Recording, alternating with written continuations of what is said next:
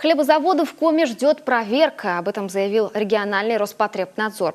Ей подвергнутся производства в Сыктывкаре, Сосногорске, Печоре и Усинске. Пока качество насущного в регионе хорошее, однако некоторые жители все же находят недостатки. К примеру, в группе одного из крупнейших производителей хлеба в Коми покупатели сообщают о наличии камней в кексах, запахе ацетона в пирожных, нагаре на готовой продукции от немытой посуды. При этом по итогам проверки самого надзорного органа некачественными в плане гигиенических нормативов оказались лишь чуть больше 5% образцов изделий. Есть и другие показатели. По микробиологическим показателям было отобрано 247 образцов хлебобулочных и кондитерских изделий. Из них 16 проб, 10 проб кондитерских и 6 проб хлебобулочных изделий не соответствовали гигиеническим нормативам, что составляет 6,5% от общего количества отобранных проб.